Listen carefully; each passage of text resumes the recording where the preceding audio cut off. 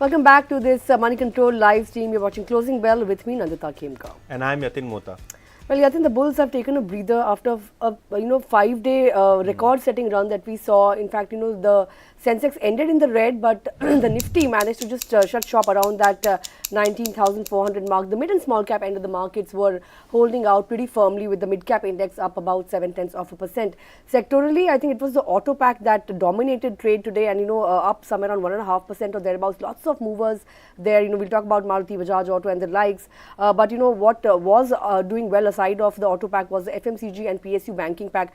Remember, PSU banking index has also been rallying for 3-4 days on the trot, and it's up somewhere around 7 to 8% in the last 3 to 4 sessions. Aside of that, private banks not doing all that well, weighed down by the HDFC Twins. Realty also coming under a fair bit of pressure. Let's talk about some of the gainers. Maruti, of course, milestone day for Maruti, Yatin, given the fact that it has hit a 3 lakh crore rupee market cap milestone, and the stock price also hit 10,000 mark for the first time ever. Aside of that, Bajaj Auto was also rallying somewhere around 4% or thereabouts. It has launched, its the first bike with in partnership with Triumph.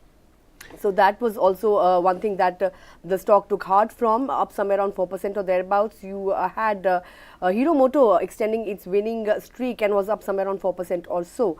Other nifty gainers, you have the likes of Divi's Moto, Divi's Lab, HDFC Life, and of course all the auto names that I mentioned.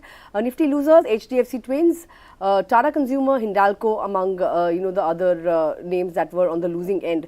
Let's also talk about some of the gainers and losers on the Nifty 500 index, Yatin. Yeah. So, if you look at the markets today, the broader markets initially were under pressure, but if you look at the day, how it progressed, we had both the mid cap and small cap indices gaining by nearly 0.7%. Now, the advanced decline ratio also was healthy on the NSE, which was almost 2:1. And if you look at the top gainers on Nifty 500, they were the likes of MRPL gaining 12%, Wellcorp, BHEL, Aegis Chemicals, all of these stocks doing well. But also what did well is the likes of Motherson Samvardhana. That stock was up 6%. We also had Divi's Laboratories, SJVN, MMTC, all of these stocks doing well. On the flip side, after Suzlon's circuit filter was revised to 5%, that stock dived in trade almost by nearly 5%. So after a lot of days of momentum, the stock is finally down 5%. Canfin Homes, Aster DM, and Dixon Technologies are the other stocks which saw some correction in trade. In fact, Canfin Homes and Dixon were the top losers in the future and option trade as well. All right, those were some of the mid-cap movers in trade today, but let's talk about some of the stocks that are on our radar today. Yatin, I want to talk about the stock market darling this year, that's ITC. Correct. After being the subject of so many memes and the fact that it was stuck in a range for the longest time, it's moving towards 500 rupees, and at what pace? The stock has hit a fresh 52-week high today. It is the 5th straight day of gains for ITC. In fact, CNBC TV 18 has reported exclusively that the hotel business demerger process is now underway.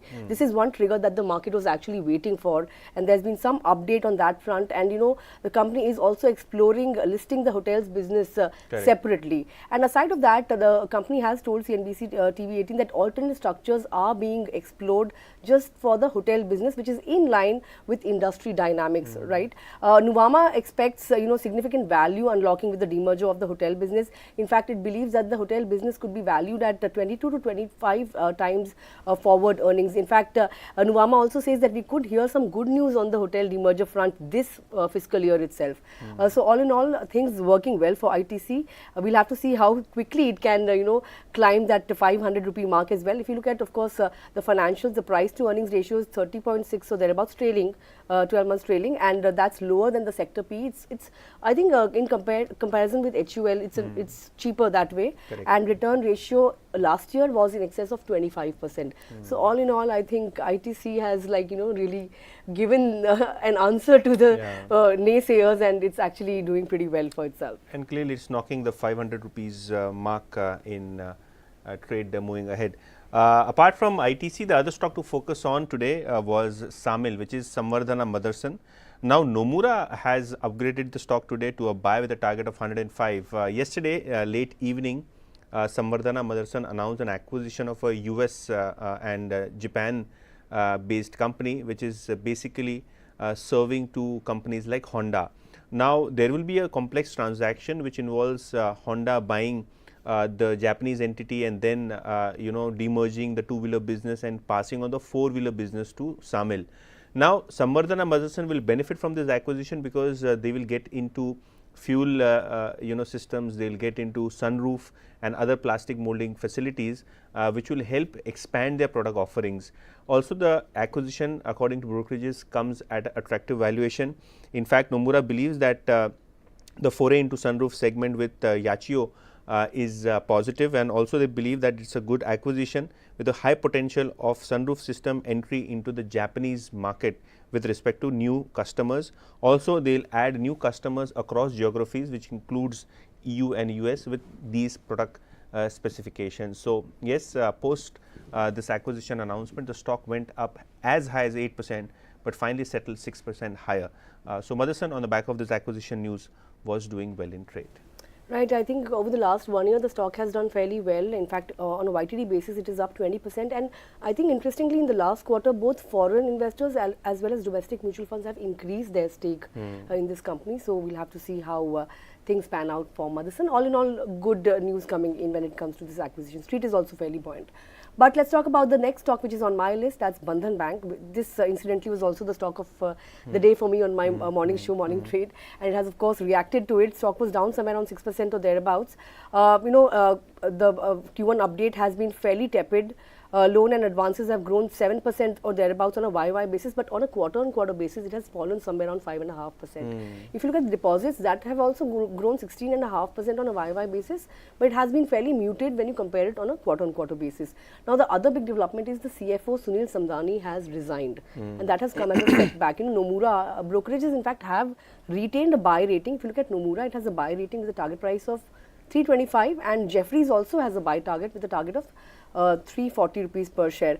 Now, brokerages are saying that everything else is fine, but how the CFO transition takes place will be key to watch when it comes to this stock. And the stock has been in a downtrend over the last few months, and in fact, even on a YTD basis, it has given negative returns. Sure. So, how the CFO issue progresses is something one has to wait and watch when it comes to Bandhan Bank. True, and that stock was clearly under pressure after a muted domestic loan growth of single digits, we have other banks which have done really well, especially the PSU banking space.